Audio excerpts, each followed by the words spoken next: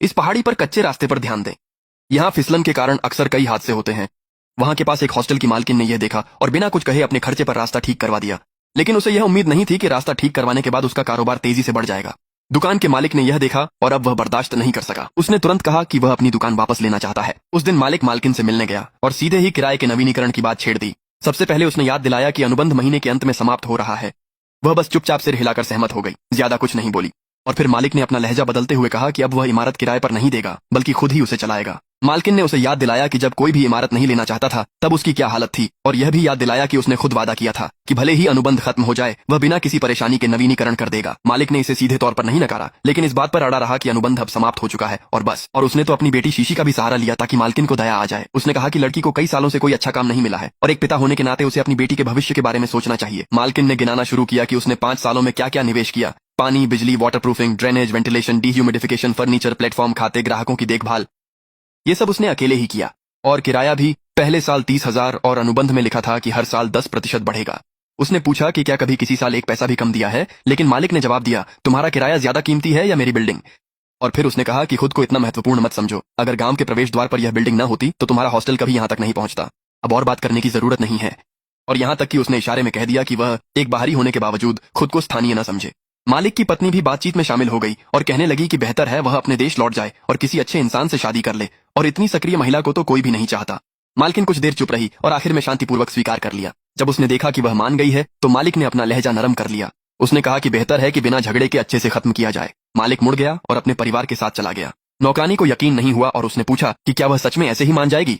उसने कहा कि यह तो खुला हुआ चोरी है। मालकिन ने बस हल्की सी आह भरी और जवाब दिया, और अगर मान भी लूं तो क्या।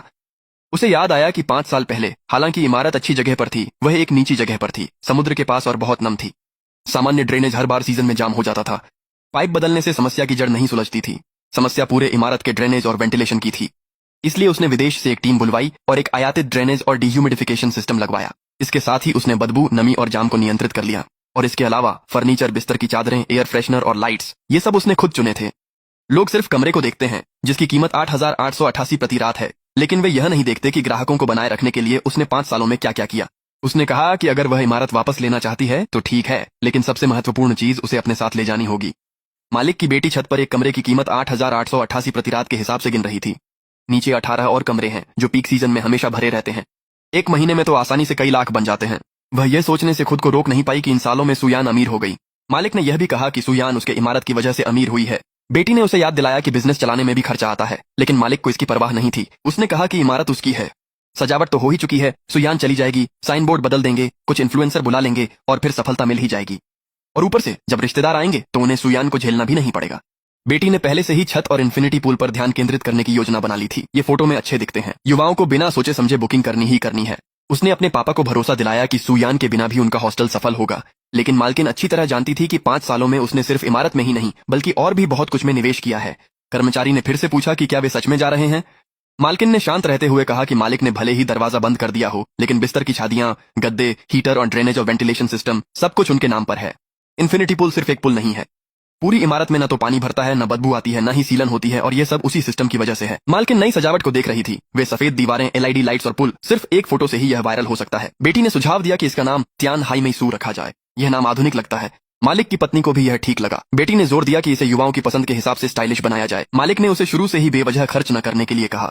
उसने जवाब दिया कि पैसा कमाया जाता है, बचाया नहीं जाता। और उसने पूछा, अगर सुयान अपनी छत को 8,888 में बेच सकती है तो हमारा बिल्डिंग क्यों नहीं कर सकता। मालिक ने यह भी सोचा कि पहले तो सारा पैसा सुयान ही ले जाती थी और वे बस देखते रहते थे, लेकिन जैसे ही वह चली जाएगी साइन बोर्ड बदल देंगे, इन्फ्लुएंसर आ जाएंगे और ग्राहक फिर से लौट आएंगे। बेटी ने अपने पापा को फिर से भरोसा दिलाया कि सुयान के बिना भी उनका हॉस्टल उतना ही सफल रहेगा। मालकिन ने एक लंबी सांस छोड़ी। उसने जगह की शर्तें पहले ही तय कर ली थीं। उसने ड्रेनेज और वेंटिलेशन जैसी अपनी सभी जरूरतें स्पष्ट कर दी।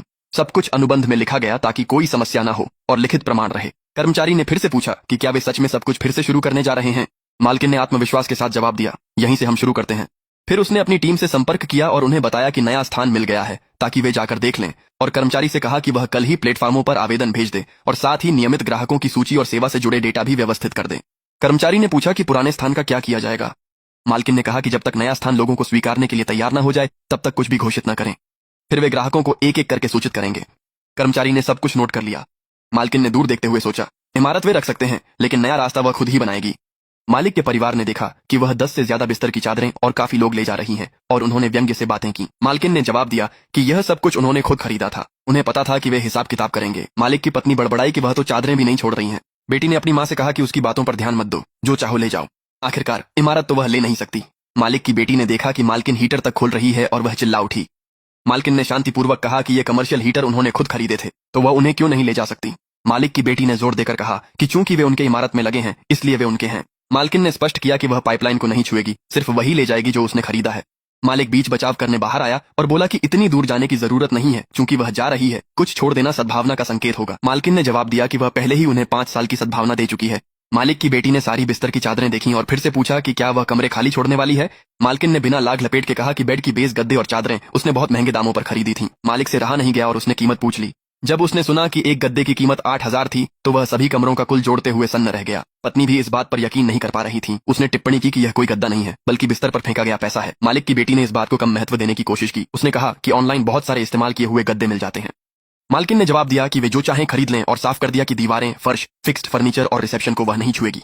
जो चीजें ले जाई नहीं जा सकती वे यहीं रहेंगी, लेकिन जो भी चीज हिलाई जा सकती है वह उसे ले जाएगी। मालिक खुद को यह कहने से नहीं रोक सका कि वह एक पैसा भी नहीं छोड़ती।